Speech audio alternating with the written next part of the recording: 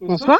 De quelle manière Monaco va participer aux Journées mondiales de la jeunesse? Que vont faire les jeunes qui participent à cette aventure? Alors déjà, nous partons mercredi prochain, le 26, donc direction pour une centaine de personnes. On sera accompagné de notre archevêque, Monseigneur David. Donc là, nous allons partir du mercredi 26 jusqu'au lundi au journée en diocèse. Donc c'est dans le diocèse d'Évora, dans la ville qui s'appelle Villa Vitiosa. Nous allons à la rencontre de jeunes du diocèse. Nous allons faire des activités diverses et variées avec eux. Et après, en route pour Lisbonne, pour vivre donc tout ce qui est catéchèse, cérémonie d'ouverture, la messe avec le pape, etc. Avec donc l'apothéose, ce grand week-end où nous allons retrouver avec des millions de jeunes dans un grand parc pour vivre la veillée et la messe avec le pape. Mhm. Vous avez dit qu'il serait une centaine. Qui sont-ils? D'où Ouais. viennent-ils? C'est partout. Alors, essentiellement du diocèse de Monaco, forcément. On a aussi des jeunes qui font partie du diocèse de Monaco que nous avons connus toute l'année, aussi bien en cours qu'en paroisse, que dans des mouvements de jeunes cathos, qui nous rejoignent pour les JMJ. Donc, essentiellement, vraiment des personnes engagées dans le diocèse de Monaco. Mhm. Et quel est l'objectif pour le diocèse qu'il y ait comme ça une délégation aux Journées mondiales de la jeunesse à Lisbonne? Et c'est inexplicable ce que l'on peut vivre pendant ces journées mondiales de la jeunesse.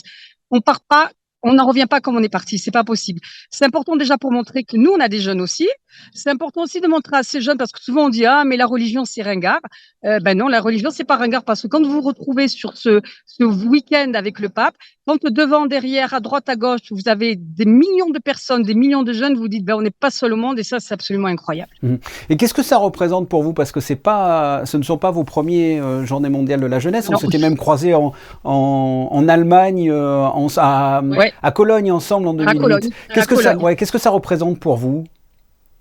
Alors, c'est mes huitièmes. Depuis 2000 à Rome, je les ai toutes faites, à part Cracovie, sinon je les ai toutes faites. J'aurais dû m'arrêter depuis un bon moment, mais chaque année je rempile, donc c'est bien que c'est important.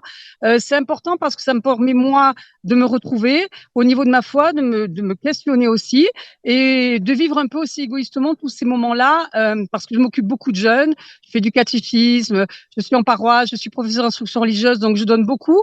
Mais pour donner, il faut aussi beaucoup recevoir, et ça m'apporte énormément, et je reçois beaucoup de par les personnes que je rencontre, de par les jeunes, parce que je les vois sous un autre angle.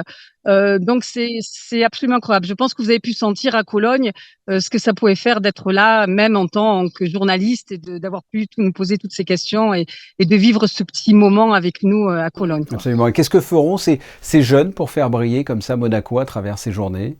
Pendant trois matinées des catéchèses. Donc là, ça va changer un peu le concept. D'habitude, c'était un archevêque ou un cardinal un enseignement. Là, ça va être une grande question, et les jeunes vont pouvoir participer activement. Notre archevêque, d'ailleurs, va mener lui aussi une de ces catéchèses. Euh, on va montrer fièrement notre drapeau. On va montrer fièrement que nous sommes peut-être que 100, mais on a autant de rayonnement que des milliers de personnes. Oui, ça sera une centaine parmi des centaines de milliers, voire on est quasiment proche du million, hein. Quelle est l'atmosphère? Oui, Parce que oui, c'est extrêmement festif. extrêmement.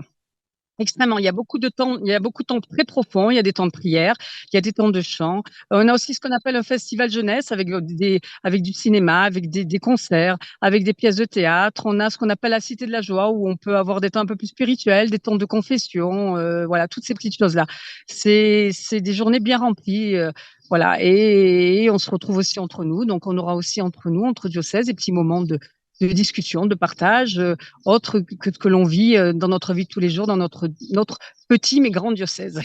Avec pour point d'orgue, parce qu'il ne faut pas l'oublier, hein, c'est une rencontre entre le Ah pape et ben les non, jeunes catholiques. Ils vont ouais, communier en quelque sorte avec le pape. C'est tout à fait. important pour ces jeunes de rencontrer le pape? Oui, c'est très, très important. C'est quand même ce qu'ils attendent aussi, parce que c'est quand même notre chef, on va dire. Donc, c'est notre guide spirituel. Donc, on commence le samedi soir avec un temps de prière, un temps d'adoration, ponctué de chant. Donc là où le pape mène, pardon, cette adoration. Donc, c'est vraiment ça, c'est un moment très, très important. Ce qui est incroyable, c'est qu'au moment de l'adoration, et ça, c'est très prenant, il y a un silence incroyable. C'est-à-dire qu'au moment où on va adorer le Christ, euh, tout, on a beau être un million, mais là, on n'entend plus personne. Tout le monde est. tout le monde se met en prière, tout le monde adore le Christ et ça, c'est un moment absolument incroyable. Et le lendemain, cette messe aussi, où là, en général, on a toujours une homélie absolument incroyable parce que le pape François fait quand même des homélies superbes. Et pour les jeunes, vraiment, il est très présent au niveau des jeunes, il est très proche d'eux et il arrive toujours à trouver les mots pour les toucher. Sandra Petit, merci d'avoir répondu à mes questions et puis bien sûr, on vous suivra lors de Merci ces beaucoup. Journées mondiales de la jeunesse à Lisbonne. Merci. Et on pensera à vous et on priera pour vous tous. Et C'est un très grand gentil. merci. Merci beaucoup.